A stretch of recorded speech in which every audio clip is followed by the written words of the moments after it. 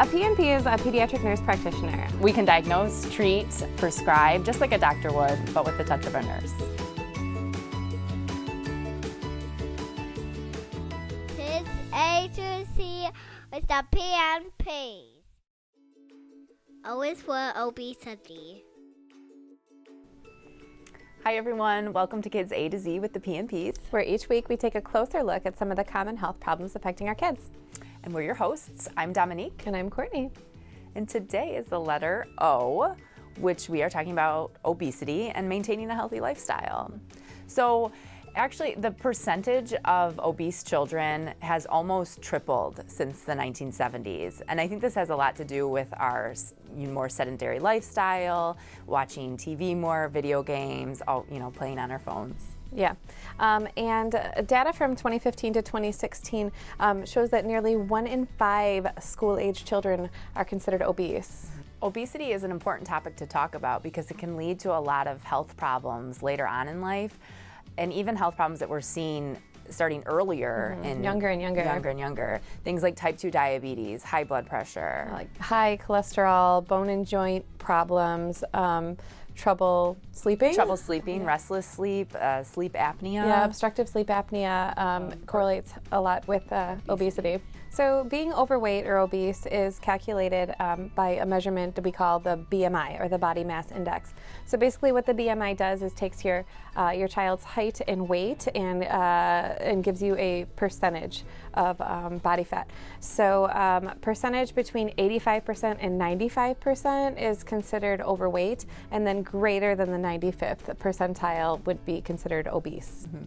The BMI is a good just basis measurement. However, it's not perfect. It doesn't take into account people that are larger due to muscle mass.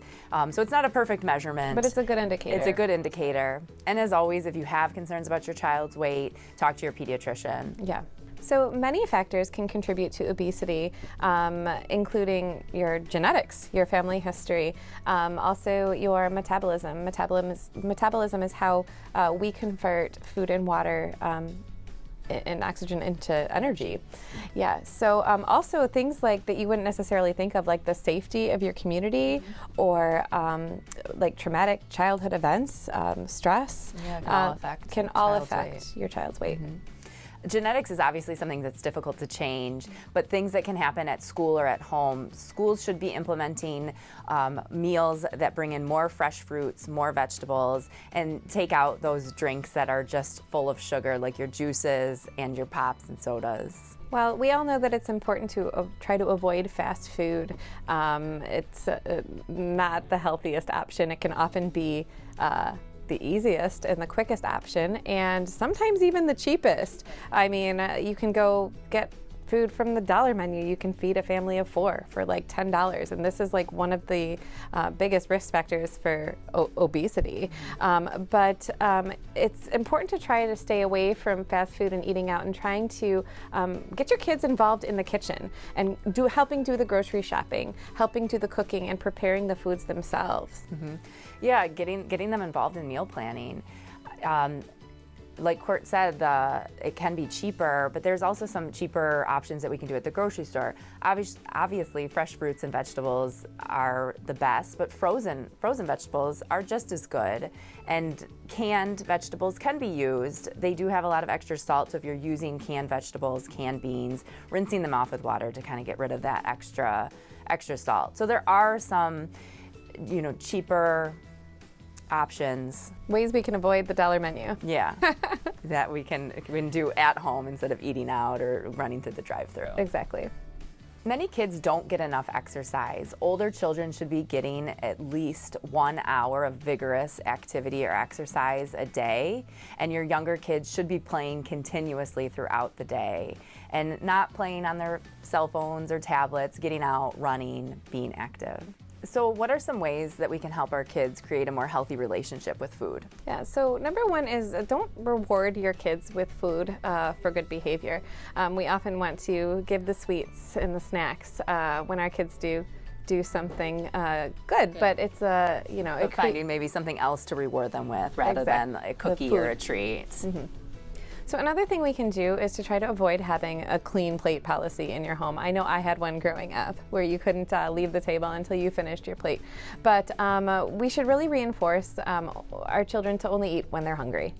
Another good tip to practice at home is avoid talking about foods as good foods or bad foods. And this kind of creates, or even forbidding all foods, like no candy, no sweets. This kind of creates that habit of maybe when your child's out of the house, at school or at a friend's house, they have to overindulge. So as I say, always everything in moderation. It's okay to have a little bit of sweets here and there. Yeah. And I also, as a note to parents, think about how you are talking about food and also about body image around your kids, because they definitely pick up on that. So instead of saying, oh, I ate that slice of cake, I need to go to the gym, maybe you could just say, I'm going to go to the gym because going to the gym makes me feel good. Or watching how you talk about your own body. I have 2 young girls at home. When you look in the mirror and say, oh, I wish I could lose a few pounds, I feel so fat today. Kids pick up on that, and it really shapes their idea of body image from a young age. So I think that wraps up everything for obesity and maintaining a healthy lifestyle. If you guys have any questions, any comments, feel free to leave them here. As always, give us an email at kidsA2Z@dmc.org. And next week, what are we talking about? So next week is the letter P, and we'll be talking about passing out or fainting. Big topic. We'll see you then.